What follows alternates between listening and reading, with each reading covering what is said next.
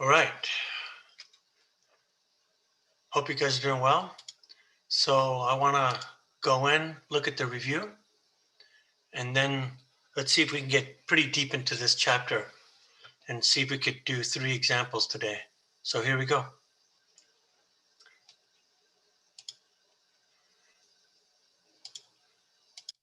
So we've been talking about series and parallel.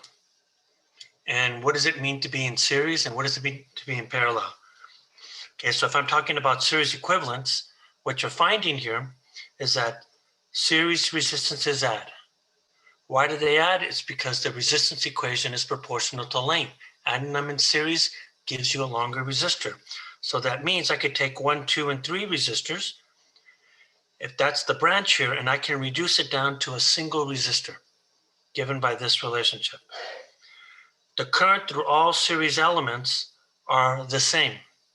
So that means if I'm looking at this branch, I1, I2, and I3 will all be the same, which is the same as the branch current. So that means if I calculate the current for one, I calculate them for all. Then we went into the voltages. Voltages are divided among series elements. And what we see here is that I could use KVL, and that's what they teach you in 4B. And that's the V branch is going to be the sum of 1, 2, 3, or however many you have that. You're going to find that when we use KVL, it's going to be KVL and KCL are primarily used with dependent sources in this chapter. My job is to teach you about series and parallel. There is a small segment of KVL and KCL, and when I quiz you, you're going to get one on series and parallel, and you're going to get one where you're going to be required to use KVL, KCL. So the primary way that we calculate voltages in this chapter is the voltage divider rule. That tells us that Vn is equal to R of n divided by R series times V branch. Now, what you're going to find here is that this is the main way, okay? It's super important that you actually learn both of these techniques. And then we said that series voltage sources is add, while current sources must all have the same value. And what I'm saying here is that if this is the branch voltage right here, and I have a series of voltages here, I can add them algebraically. And probably the easiest way to do this here is that when I look at the branch, I look at, are there more positives or are there more negatives? So if they're more positives, then I pick my positive sign and my negative sign accordingly.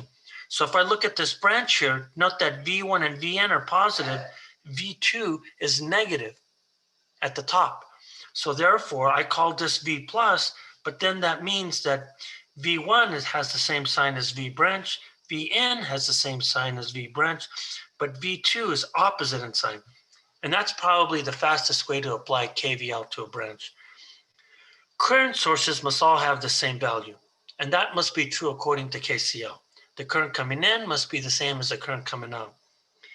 If it's not, the current source will discharge to the lowest current value. Now, this might be hard to understand, but maybe with the voltage sources, when we get to parallel ones, it might be a little bit clearer. But what it means here is that when you typically discharge a power supply, it typically causes damage internally, and it's not a good thing to do. So then we went on to parallel equivalence. So we said that parallel resistances add inversely. In other words, if I have this collection, I can write the equivalent resistance as long as I use this relationship here. So why do they add like that? It turns out that when you add resistors in parallel, you are effectively increasing area. The effective area is increased. That's why you get these guys to add inversely here. So the key thing, and this is super, super important, even if you have 5 or 6 resistors in parallel, one of the most important things for you to learn here is how do 2 parallel resistors. Why do I say this? Because it turns out that book problems really focus on nice numbers. So here we go. So you need to memorize this. R parallel for 2 resistors is going to be R1 times R2 divided by the sum of the 2 resistors. So as a rule of hand, there's a couple things that you should know. Of course, adding resistors in series always increases it because they add directly. But what you may not have realized is that adding resistors in parallel actually decreases. So the more resistors you put in parallel, the more it decreases here. Parallel is always less than the smallest resistor. So these are sort of like things that you should remember because they're very nice as a check, because in this chapter, you're going to be looking at these situations here. So here's the trick to the parallel now. So what you're going to find here is that, check it out. If two resistors are the same, then you get the highest resistor, which I call R2. In this case, of course, they're the same. And it divides the resistor by half. But look what happens.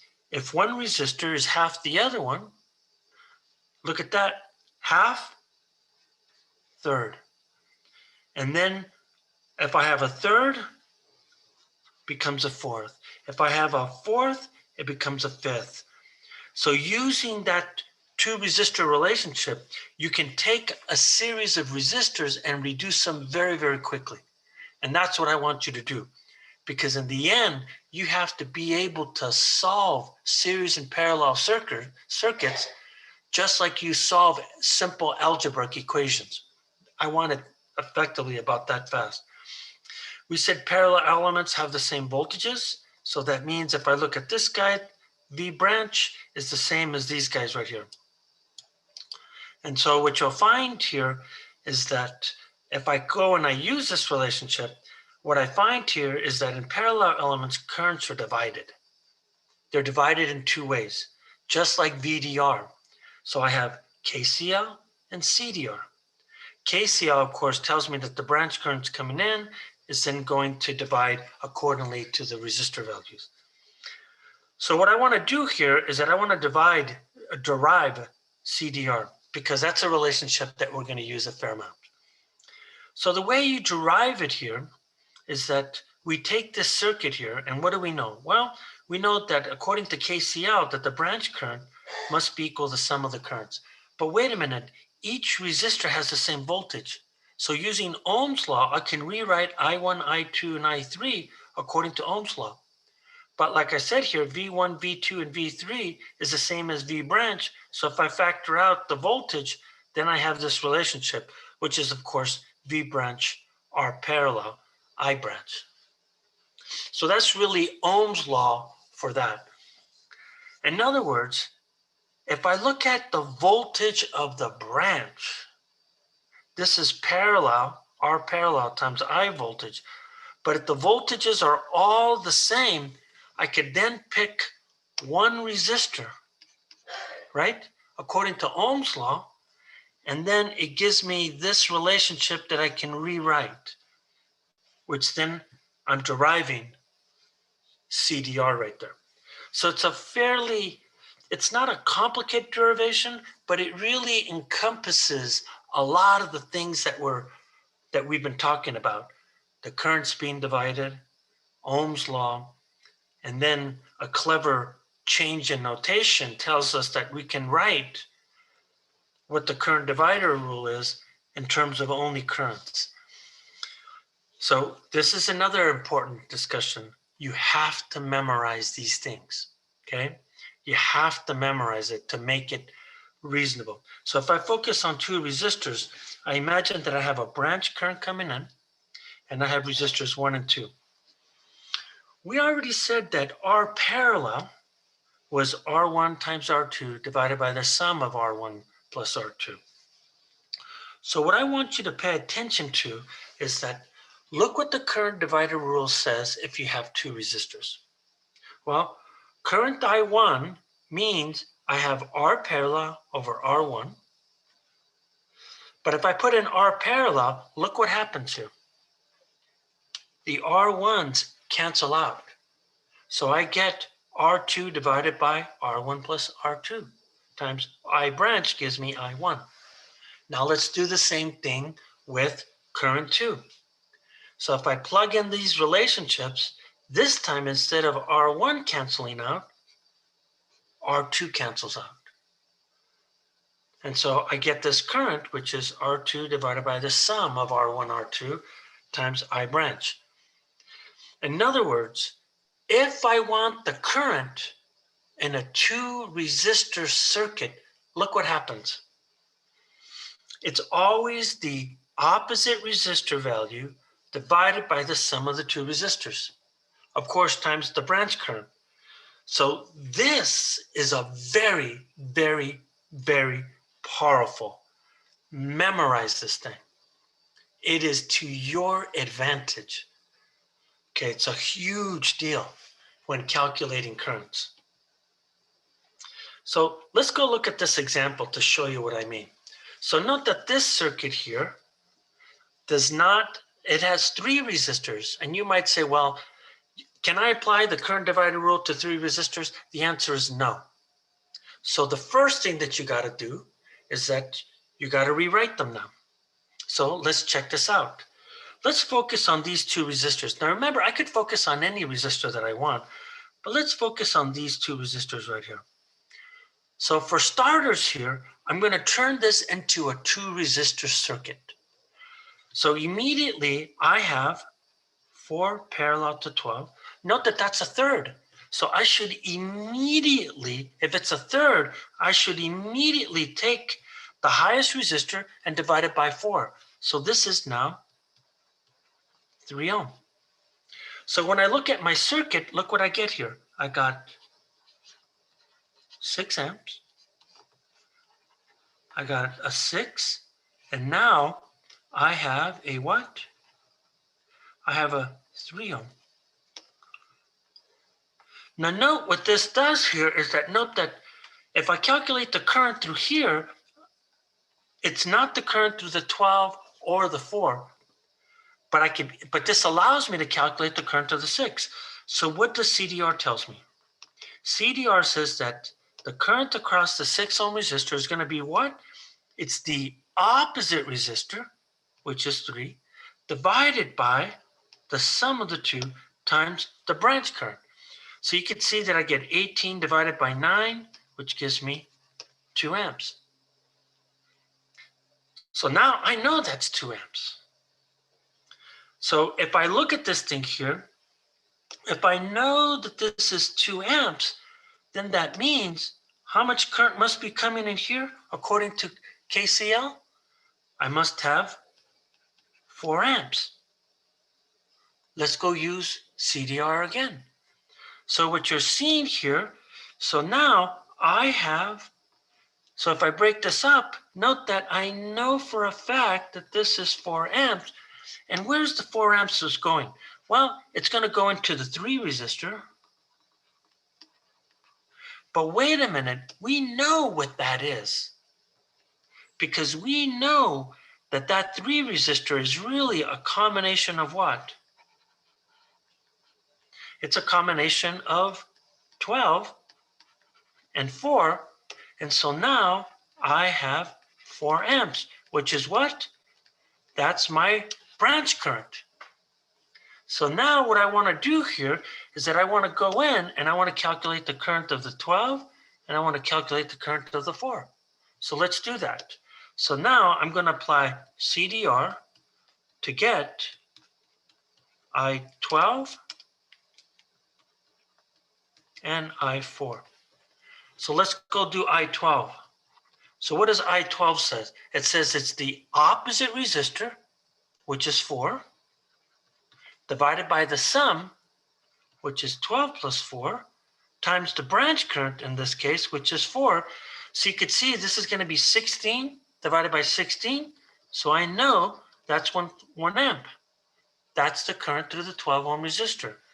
Now let's go look at the 4 ohm resistor. Now note, I could have used KCL to get the current of the 4 ohm resistor. I just want to keep stressing the current divider rule. So look what the current divider rule says. It's going to be what? The opposite resistor, which is 12, divided by what? The sum of these guys times 4 amps. So you could see that this is going to be 12 times 4, 48, divided by 16, which will give me 3 amps. So that's one way of actually looking at this circuit using CDR. Even though I had 3, I focused on 2 resistors, which is a very, very powerful way of looking at this thing. Okay, let's keep moving here. So we've talked about, so if I come back up into my circuit here, what am I seeing here? What I'm seeing here, let me make sure that I'm getting where I need to get to. I got to find my mouse. So look what I've done here.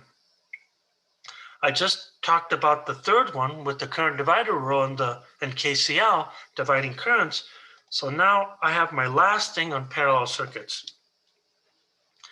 And this one is going to be very, very similar to the one on voltages, which talks about series voltage sources is add, while current sources must have the same value. So now I'm going to say the same thing here. So when I come here, I'm going to say 4. Parallel current sources add while voltage sources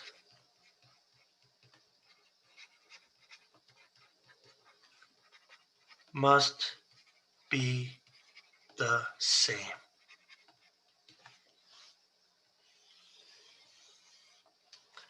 Okay, so let's go look at this thing here. Now imagine that I have a branch, okay? And I know we did this already, I believe we have. And you could imagine that I have a series of current sources.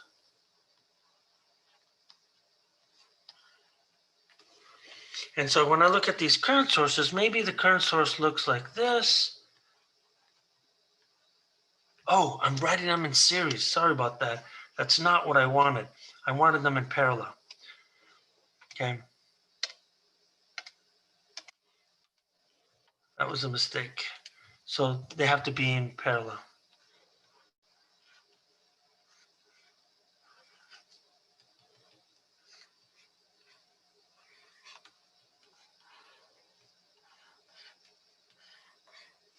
So suppose that I have current sources that look like this. So in this case, this is I source 1, I source 2, I source n. So just looking at KCL, you could see that if I look at all of these currents here, I could imagine that if I have I branch coming in here, that I branch, all of these sources must sum up here. So when these things are in parallel, then I branch, and then I look at the direction of the current here. Look at the direction of the current here. I branch, I said, was coming down. So look at I1 is in the opposite direction. IN is in the opposite direction. I2 is in the same direction as the current of the branch. So then it's the algebraic sum of these. So this is going to be minus I1 plus I2. And if I keep going on, this will be minus IN. That's what I mean by them adding, right? They add. They add algebraically, which then means here that I could come over here and just say, okay, this is my circuit here. I can then replace that whole branch with one current source going down, which will then be I branch.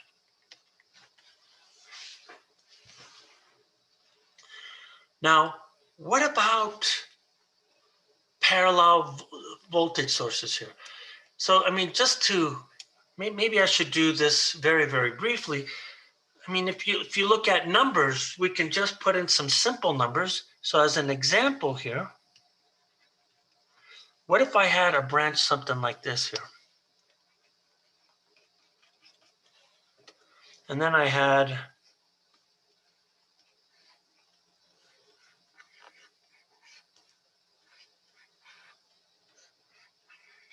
Let's say I had 3 of them. And in this case here, I'm going to have, let's say, current sources like this. So this guy's going to be 10 amps. This guy's going to be 8 amps. And this guy's going to be 4 amps. Well, if I define my branch current going like this, you can see here that the 8 and the 4 are moving in the same direction as the branch current.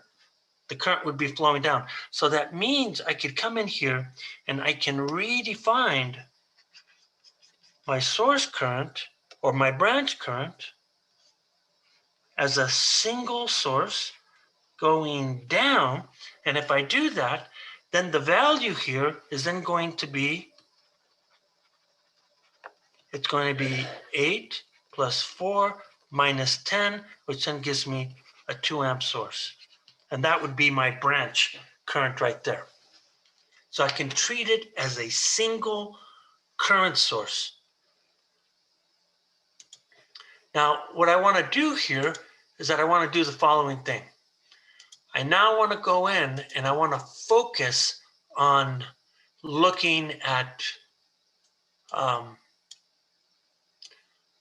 parallel voltage sources here.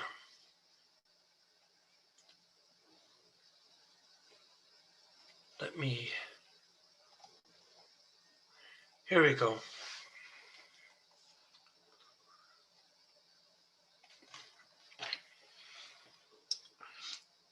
So if we have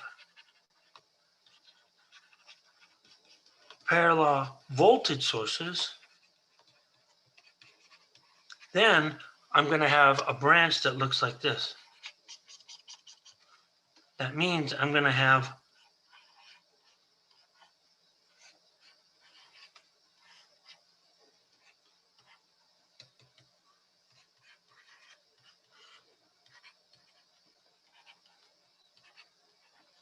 and let's say here that my polarities may look something like this as I've been choosing.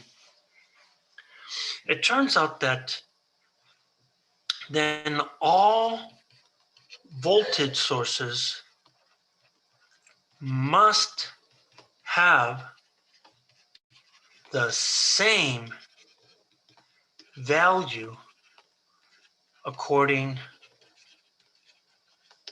to KVL. But let's say that you decided not to do that. Let's say that you're going to go in and you're going to you don't give a damn what anybody says. You're going to go in and you're going to put voltage sources that have different values in parallel. Well, let's say that you do this now. So let's say that you put in a 12 volt and an 8 volt battery. What happens here is that this 12 volt battery will discharge to the lowest value of the source. And when you do that, it actually damages the 12 volt battery. So you're going to end up with 2, but you're going to end up with one of those power supplies being damaged. And that's what I mean by discharge. It's harder to see it on current sources, but it's easier to see it on voltage sources because you would literally see the damage actually happening. Okay, so what I want to do here I thought I was set up here.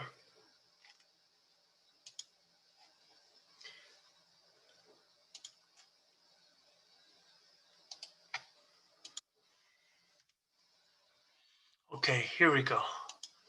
Okay, here's our first example. So what I'm going to do here, we've now gone over all of the techniques. So my job now is to get you to be as practiced as possible. Okay? Okay, here we go. Here's our first example.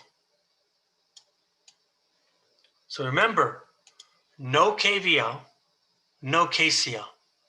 Unless they're so dead obvious, our job here is to use resistor reduction, VDR, CDR. Okay, here we go. So what we have here is that we have a circuit, and you could see here that 40 volts here is really the voltage of the branch. So this is really part of a bigger circuit, but we're only seeing a tiny bit here. So here we go. What do I want to do? I want to go in and I want to start resistor reduction to calculate what? The current and the equivalent resistance RB, or AB, excuse me. Okay, so let's go do this here. Rule number 1. So when I go to the solutions, here's what I want you to do. Use color pins to identify nodes. Okay, so here I go. I'm going to start to do that. So my first node, look what I'm going to do here. It's this whole wire is a node. So that's my first node right there. Then I'm going to go to a second color. And then this is my red node. And I typically do the whole wire. And then you could see here that there's another node right here. Now, typically the negative one, when you look at the 40 volts, since the ground is anything that you want to choose it, we typically like to say that this is where I'm going to place the ground right here. And that's typically what we call 0 volts. And then you could see here is that there's this node right in here, the purple right there. And so when you do this, then what you do here is that you do the following thing here. You then say the following thing. If two resistors have two nodes between them, right? So we say that series only has one node between resistors, between elements,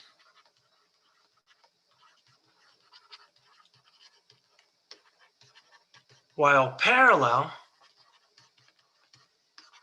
has two nodes. Okay, has two nodes. So the first thing that you would want to look at here is that I'm looking at the green one. Maybe we should label this, but the ones that I'm really looking at is that I'm looking at this green one, A. And when I look at the A node between that 12 ohm resistor right there, look what happens here. So the first thing that I see here is that if I look at the 12 ohm resistor,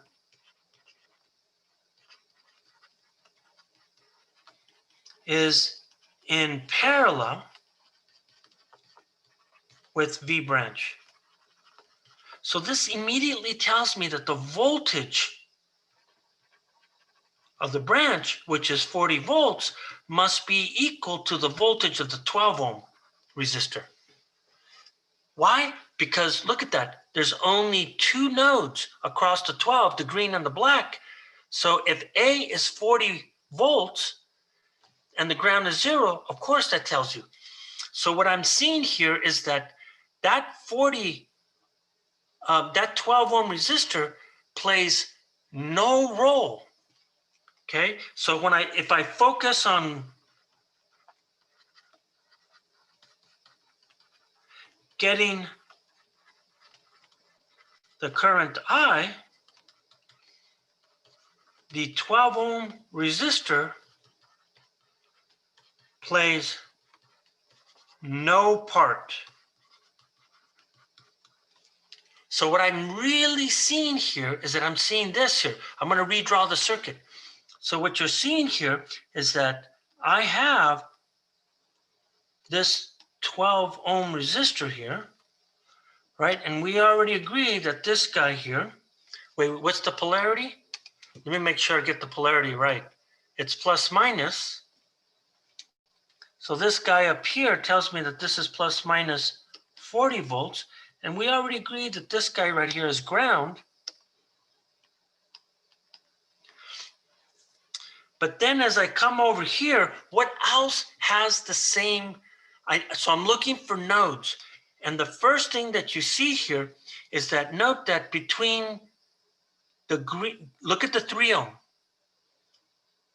look at the 5 ohm. There's only one node connecting the 3 and the 5. So that tells you that the 3 and the 5 are in series. Now look at the 6 and the 2. The 6 and the 2 only have that red node.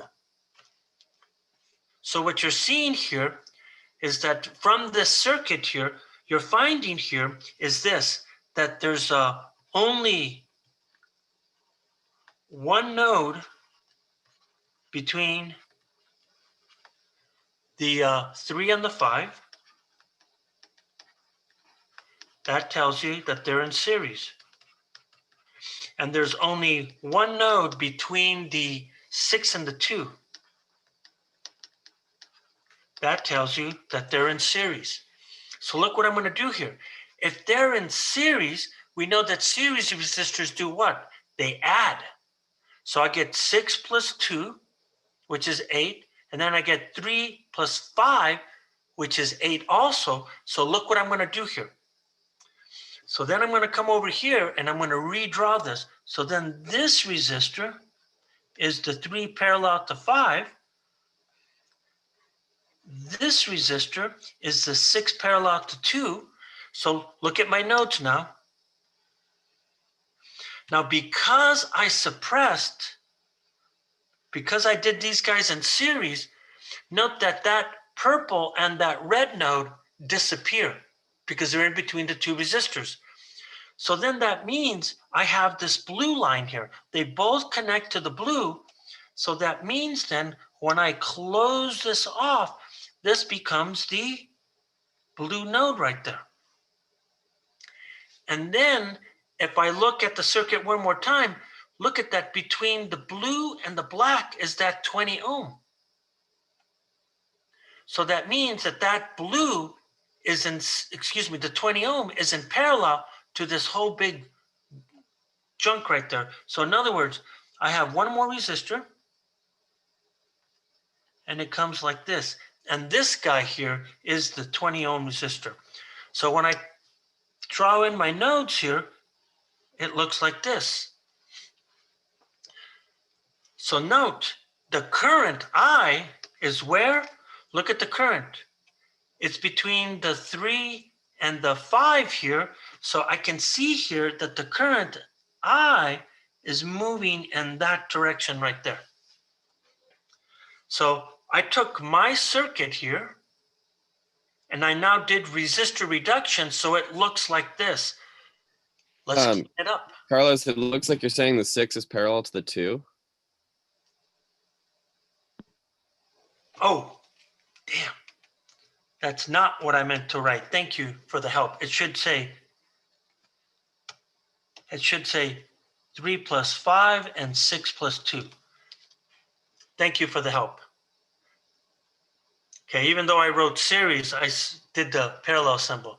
So let's keep moving here. So remember, our focus is what? The current I. So I know what the current of the 12 is because I know the voltage of this thing. So what you're seeing here is that computational wise,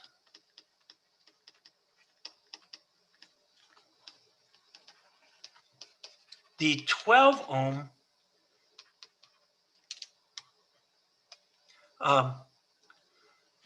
the 12 ohm can be separated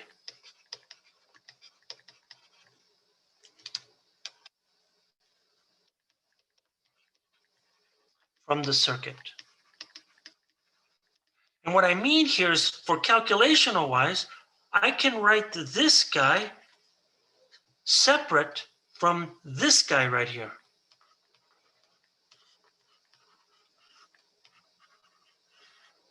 And the reason why I can do that is that, note that this is 40 volts. This is also 40 volts right there. So what you're seeing here is that both of these still have my green right here, right? Both of these still have the black right here. So then I could then come in and simplify my circuit by looking, if I'm going to solve for the current, I then focus on these resistors here. So look at that, 3 plus 5 is really 8. 6 plus 2 is really 8. This guy here is 20. So note, I don't have anything about these currents here, but look what happens here. If I can calculate the voltage across this 8 ohm resistor right here, I could then use Ohm's law to calculate what that current is. So if I'm thinking in series thinking, okay, so to solve this circuit, there's two ways to look at that. You can have series thinking versus parallel thinking. This guy implies that you're going to use VDR in some shape or form. This guy implies that you're going to use CDR to actually do that. And this, if I look at series thinking, then this is what I would do here. Series thinking tells me that my goal here, if I go get the circuit here,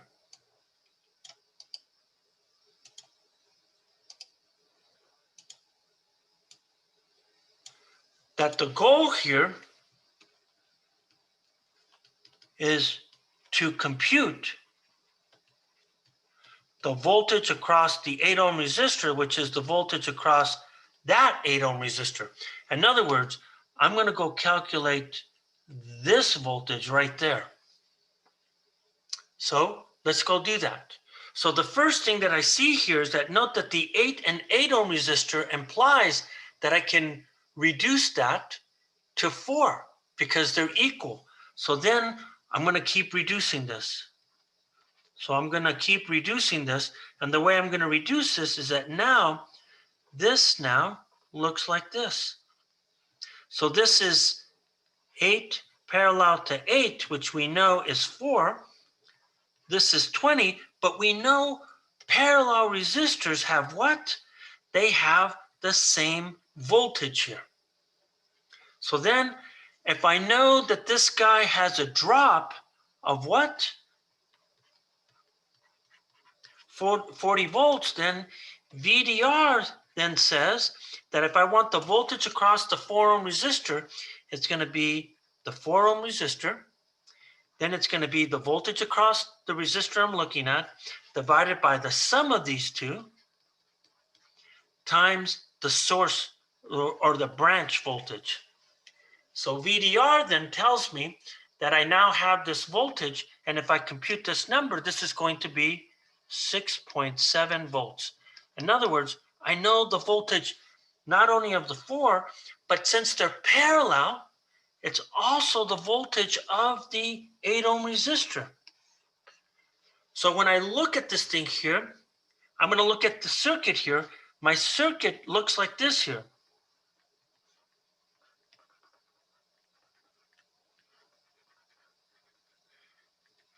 I know that the voltage across this guy now from here to here is 6.7 volts.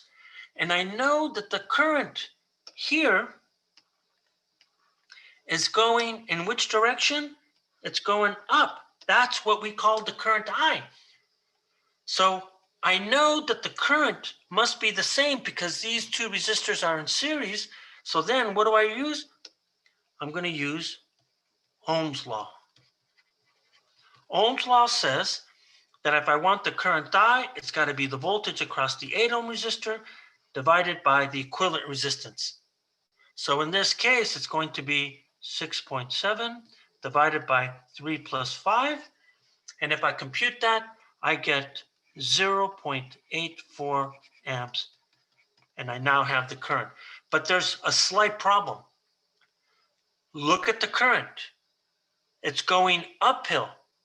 And we know that it's a passive sign convention, so I got to come in by hand and put in a minus sign.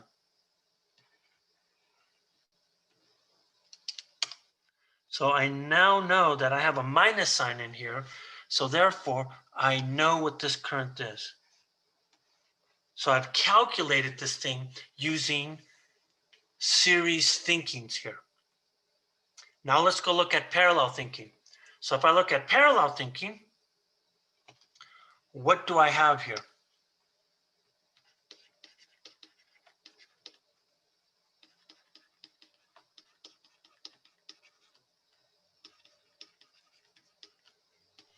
And some of you find this easier to look at.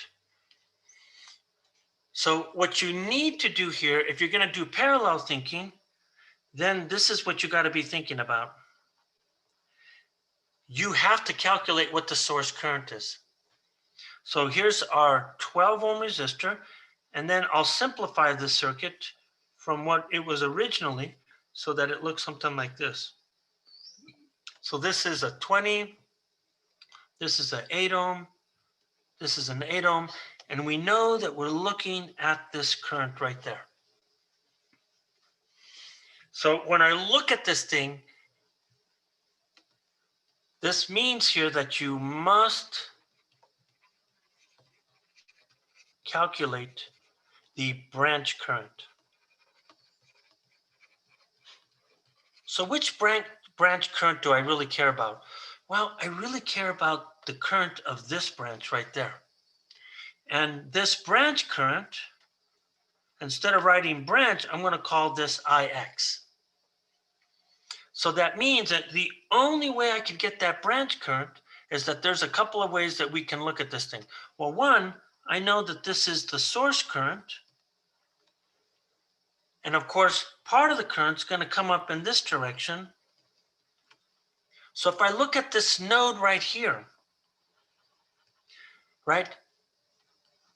KCL at that node tells us that I source must be I12 plus IX.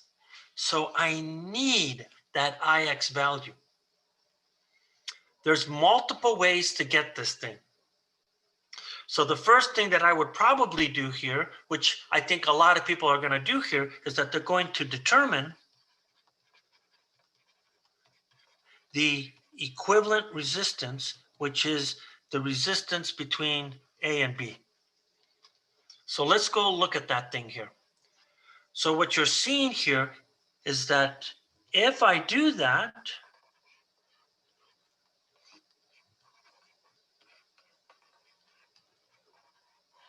then I'm just going to follow the current.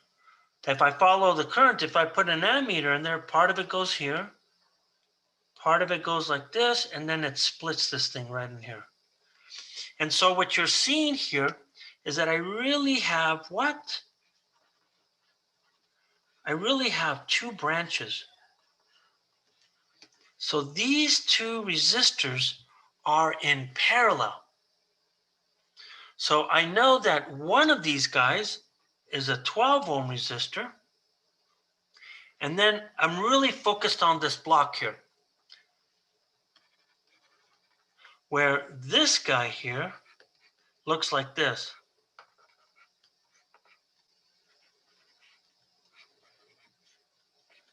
So I know this is 8, and this is 20. So my job here is to figure out what this block looks like.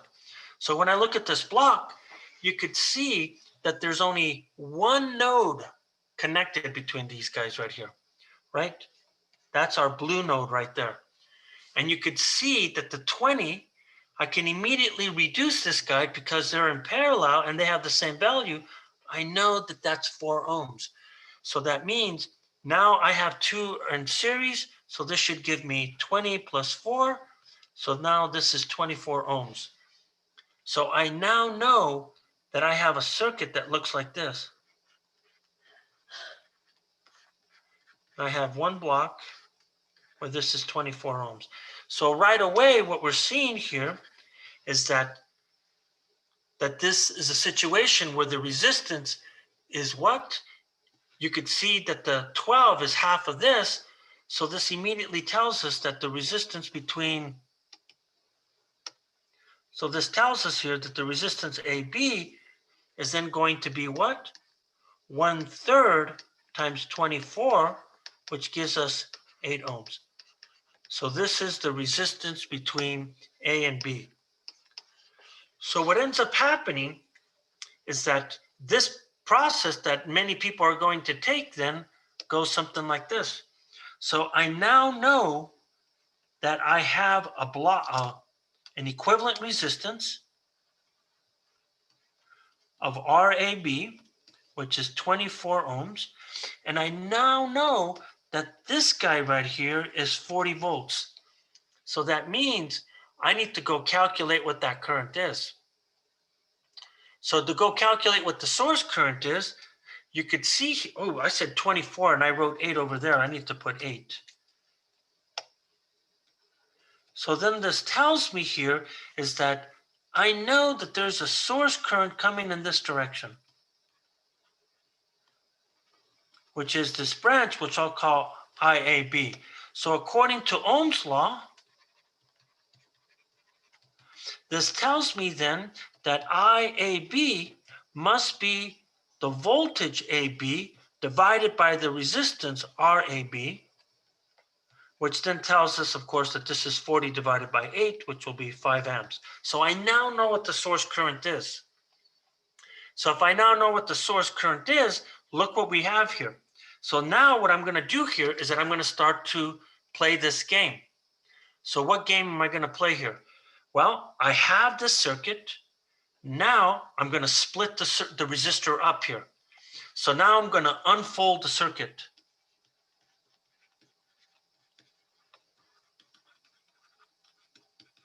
So what do I mean? I'm going this way now. I know this is AB, but I know that this is equivalent to what? This is a 12 ohm, and then I have my block. And my block here is 24 ohms. And what do I know? I know that the current coming in here is 5 amps. So note, what this tells me here is that I need the current coming in this branch right here, because I know that in that 24 is that 3.5 ohm resistor. So what I'm going to use? I'm going to use CDR to get IX. So here I go. So IX then says what? It's the opposite resistor divided by the sum times my source current, which is 5. So in this case, what I'm seeing here, if I compute this number, I'm going to get 5/3 amp. So this is my current IX. Then I keep unfolding the circuit here. Okay? So now what I'm going to keep, again,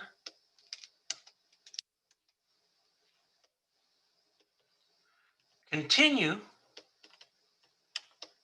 to backtrack. And so what I'm seeing here is that now I have this here. And I know that the current coming in here, which is IX, is 5/3 amp. So now when I look at this guy here, this is equivalent to what? Well, this is equivalent to this circuit, like this here. So we know this is an 8 ohm, this is an 8 ohm, and remember, we want that current right there. That's our current I right here. And I have coming in here is what? 5/3 amps. And then note that this guy over here is a 20 ohm. So look what the resistor sees here. Now note that the two 8 ohms are in series with the 20. So that means that the current coming out of these two is 5/3 amps. So I can ignore the 20 ohm resistor. So for the purposes of calculating the current, I'm going to ignore the 20 ohm resistor. So now I apply CDR to get that resistor here. So here I go. I want the current of the 8 ohm resistor. Now note, the green and the red are in opposite directions, so I automatically get a minus sign. So then the current divider rule says what? It's the opposite resistor divided by the sum of the two, or we could have just said 1/2, times 5/3 amps. And when you calculate this thing, you're going to get what?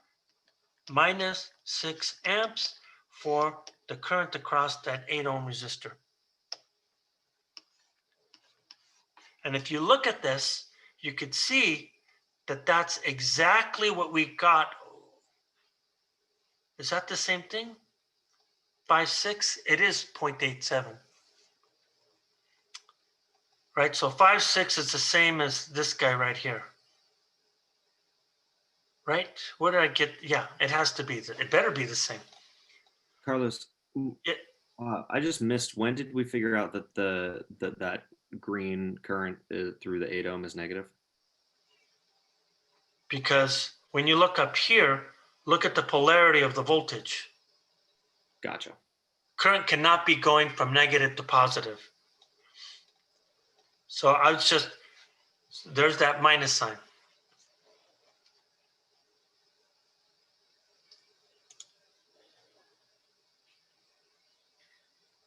Okay, so here we go.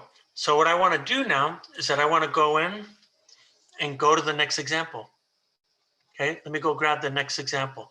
And the way I'm looking at this thing here is that I just got to practice the hell out of you. That's all my goal is here, is to keep practicing you with as many examples as I can. And I think I got 4 examples on just these techniques right here. So let's go to this one here. So here's example 2.3. So we got to be real careful here.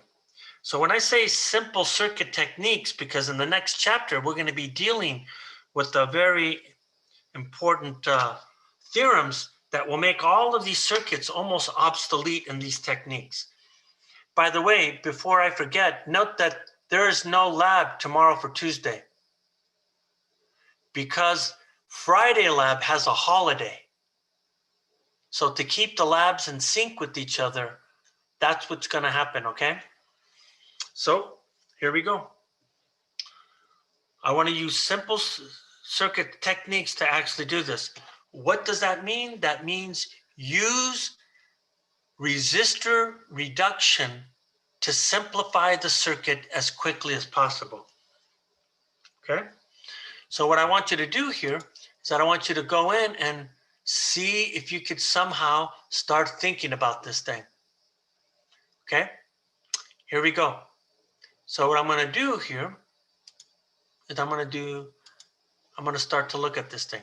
So the first thing that you should do here is that you should be thinking about nodes. How many nodes are in the circuit? What should you do? You should color them. Let me give you like 30 seconds to color the nodes and tell me what you think.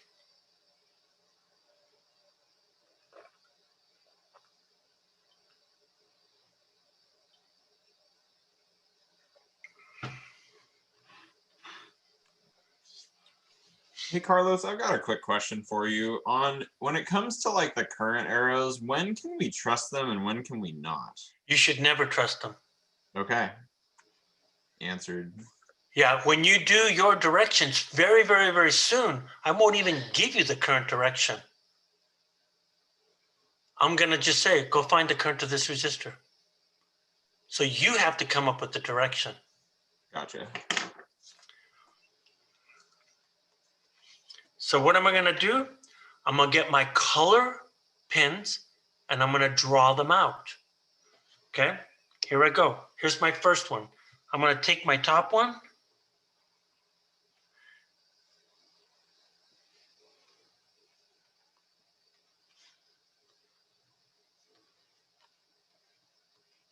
There's one node.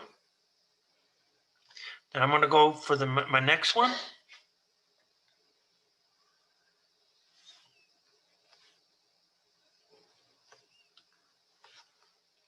And then there's one more node left. So you could see that in this case, there are 3 nodes. If there are 3 nodes and you have a whole bunch of resistors, that tells you that there's a lot of reductions here.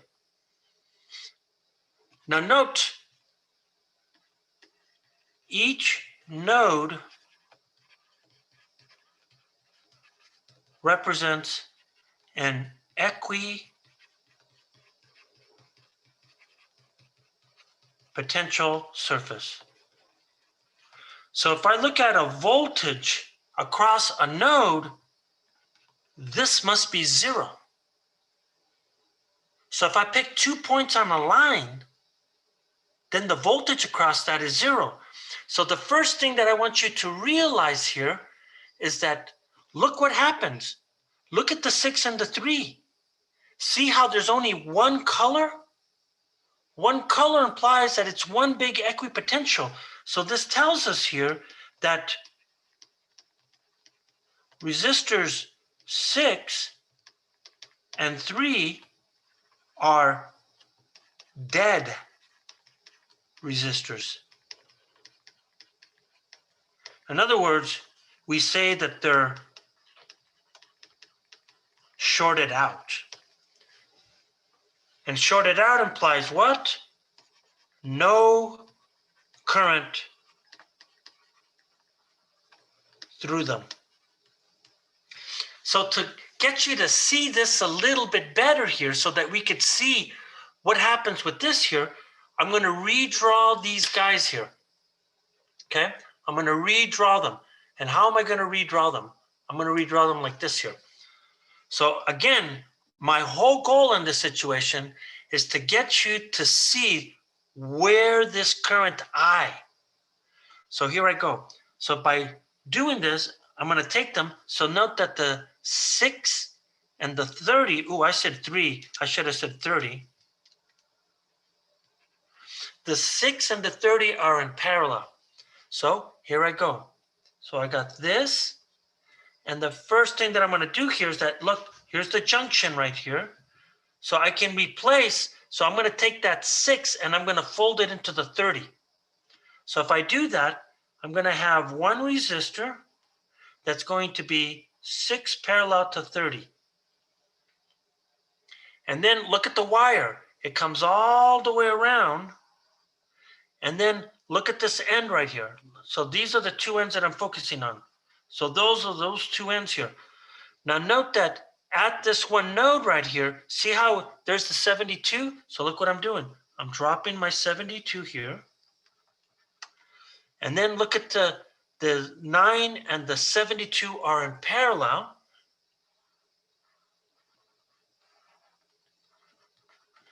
And then look at the 36. Then the 36 goes straight down right here. And then here's my 10.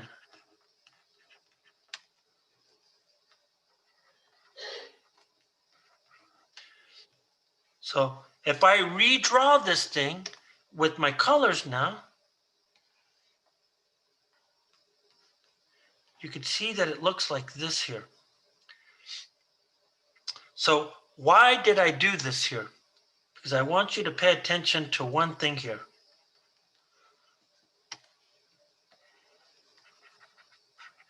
Remember, the 6 parallel to 30 is dead. So what do? I yank them out of the circuit. So if I yank them out of the circuit, look what you find here. I have a wire that does what? I have a wire that goes straight down to 36.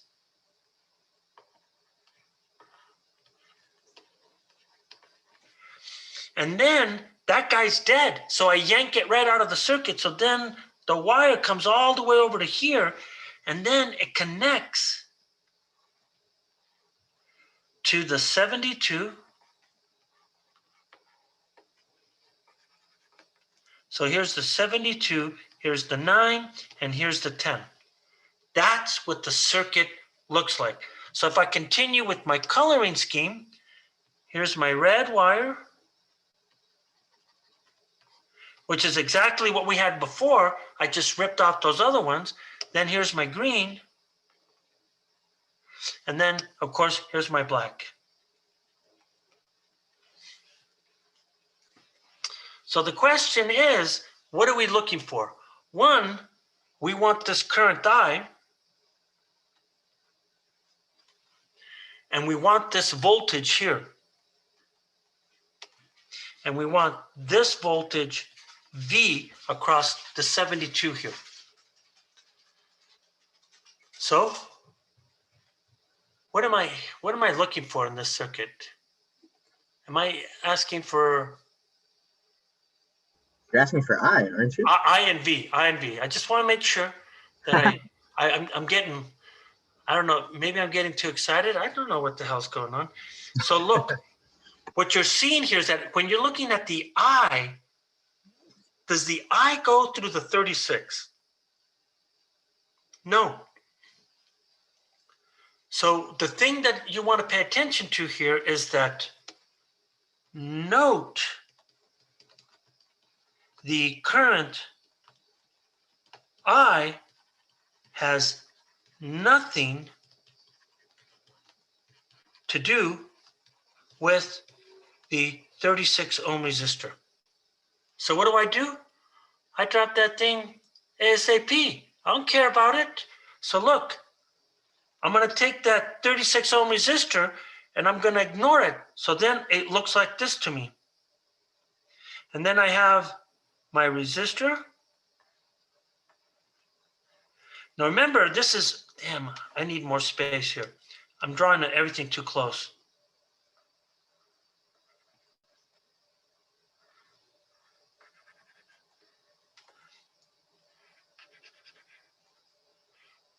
And the reason why I can do that is that I know that the voltage drop across all these resistors is what? What is that voltage drop? I think it's 12 volts. So if it's 12 volts, all of these elements have the same voltage. So when I come back and look at this thing, look what I'm going to do here. So here's my current I. And then, of course, this is my 9, 72, and then 10.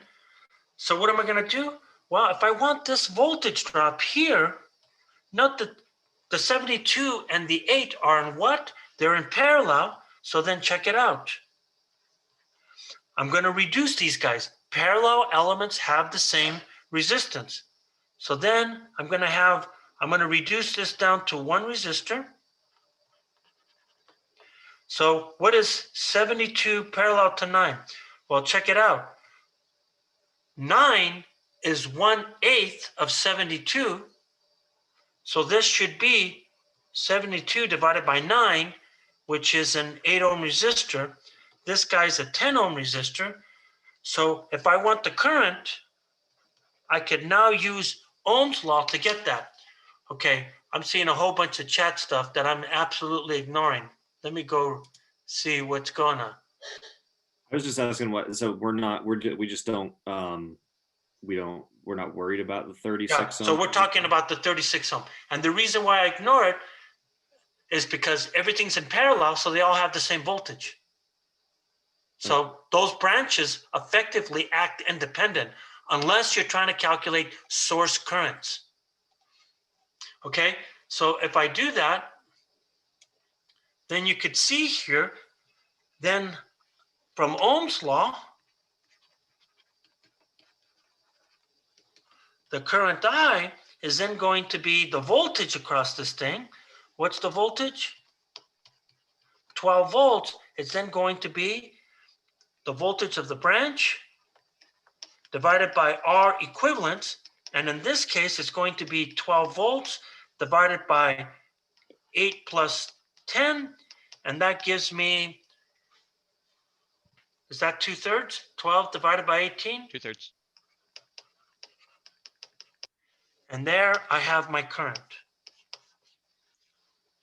Now, how am I going to get the voltage across the 72 ohm resistor and the 9?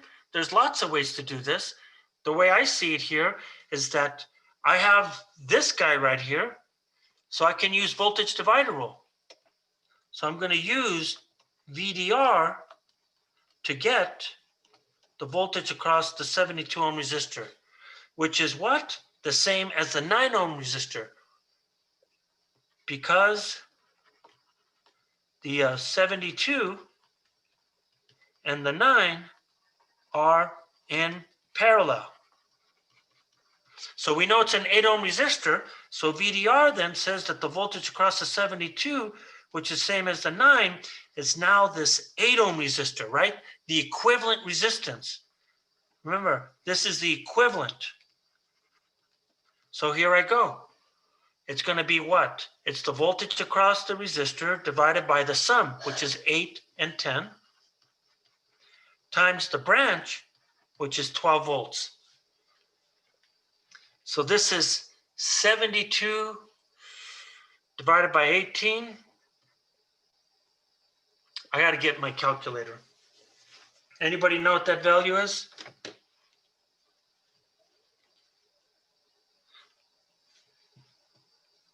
Well, if it's 72 divided by 18, right? Is it? No, it's 92, right? No, 96.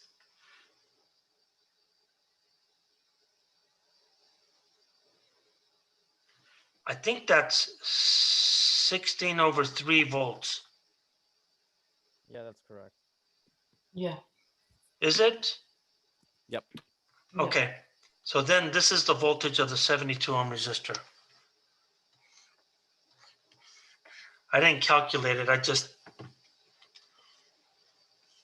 So that's how how it can destroy resistors in the circuit like that.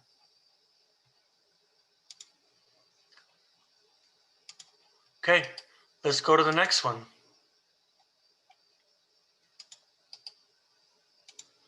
So remember, I'm going to post all of this afterwards. So we want to find the current I naught in the circuit. So what am I going to focus on? Resistor reduction. Find out what's in series, what's in parallel. Let me give you 30 seconds to draw the nodes.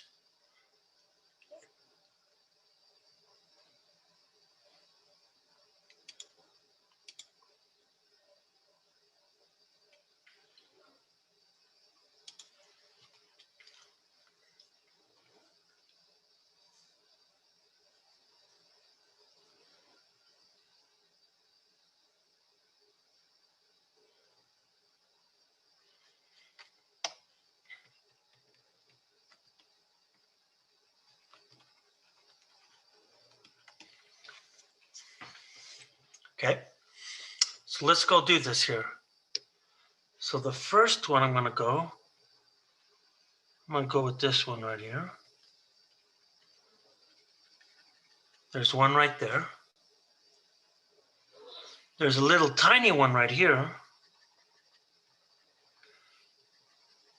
Now, there's the ground. The ground I typically draw as black.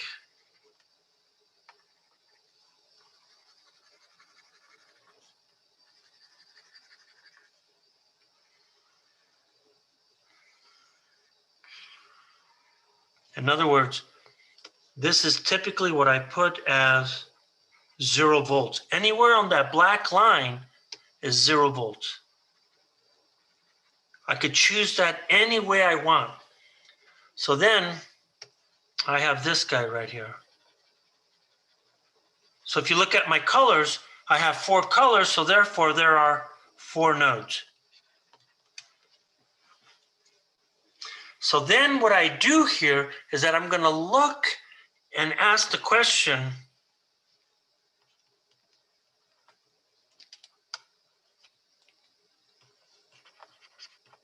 what's in parallel and series? Typically, it's the parallel one that you want to pay attention to. That's the one that's trickiest. So remember, anything that's in parallel, that means these are resistors between 2 colors. So you got to focus on the colors and ask yourself, what resistors share the same 2 colors? So the first thing that I see here is that you could immediately see that the 6 and the 12 all the way to the right share the same 2 colors, right? So if I look at these guys right here, look at this guy right here, look at this guy right there. See, they're between the red and the black. So that means that they're in parallel. So one way that you can draw this here is that you could see here that this is the red node, this guy's the black node. So between the red and the black, I can immediately say what? So between red and black, that implies that the 6K must be parallel to the 12K. Look at the 12 and the 6. It's half of 12. So what do? I divide by 3. So this gives me a 4K resistor. So that means I can replace that resistor with the 4K resistor here. Okay. Now, what else do I know here? What else is in parallel? Well, I can see, look at these guys now. Look at this guy. Look at the 4K and look at that 12K. Those two are in parallel. So between the violet, right? Between the violet and the black, there are 2 other resistors in parallel. Okay, so between the violet and black, what you're seeing here is that this is, I have the 4K parallel to the 12K. Note that's a third. So that means if I divide the 12K by 4, this is going to be a 3 ohm resistor. But the one thing you got to remember here is that that current goes through the 4 ohm through the 4K resistor. So when I go to find that current, I got to pay attention to that. So let's go draw the circuit. I don't see anything else in parallel. Well, note that the 12 volt source and the 3K, they only have the green. So I know that the 3K and the 12 volt source are in series. But look at that 9. The 9 is neither with these guys. Okay? I could say that the 9 is parallel with the purple, which is now the 4 and 12. So let's go redraw this thing here. So what I'm going to do here is that I think the simplest thing is to redraw it. So here I go. So the first thing, I'm going to keep the 12 and the 3K the same. Why? Because that's a voltage source and a resistor. I can't reduce that any further. So here I go. So I'm going to draw this thing so it goes like this. So I got the 12 volt. Look at the 3 now. The 3 comes up and it goes to the right like this. Now look at the 9. The 9 goes straight down. So now here's where I have my first resistor reduction. This guy goes straight down, and this guy was what? This is the 4 parallel to 12, so I know that's a 3K. But I know that there's a current down that resistor. Now note, because I have a voltage source, my whole goal here is that I'm going to convert. Okay, so what I'm going to do here is that I'm going to convert I naught into a voltage. So I know that because the 4 and the 12 are in parallel, they have the same voltage. So if I calculate the voltage, I can calculate the current. So look what I'm doing here. My whole goal is to figure out that 3K resistor voltage value. So I've converted my current into a voltage, which I call V3. So let's keep going on now. So if I do this, look at then I got the 6K and the 12K. So then I have my wire coming here, and then it comes all the way down to here. And then this guy is my 6K parallel to my 12K, which is of course my 4K. You can see I drop the Ks most of the time until I actually write them. And then it goes all the way back to the ground. So if I go and I do my colors again, what are my colors here? Let's look at the black.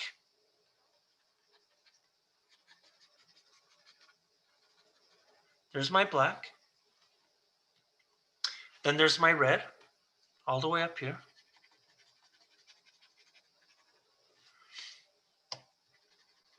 And then there's my green up here. And then, of course, there's my violet. So you're seeing how I'm using my colors to reduce this thing here. So now it seems a little bit more clear now, right? So what I'm going to do here is that, I'm tired of writing red, black, and violet. I probably should have used letters here. So since I started with colors, maybe I should stick to colors. Okay, so this is, of course, the red. And of course, this is the black. And then, of course, this is the violet.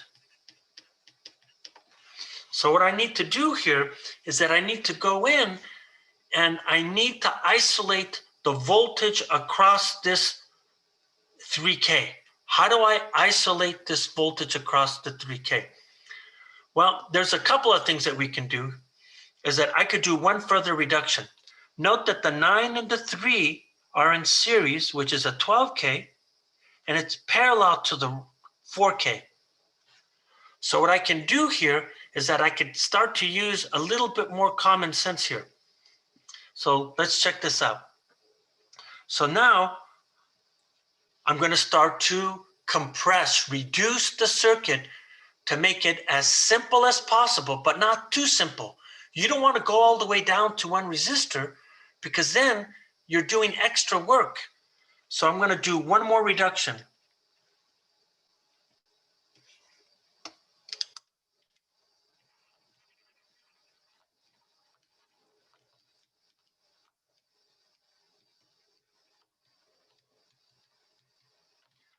How much time do we have? Not very much. So let's see if we could just do one more reduction and leave it there. So here I go. Here's my 3K.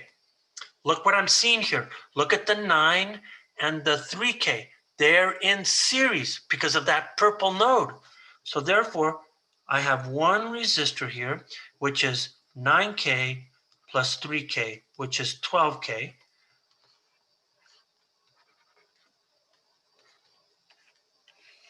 And then this guy here is a 4K.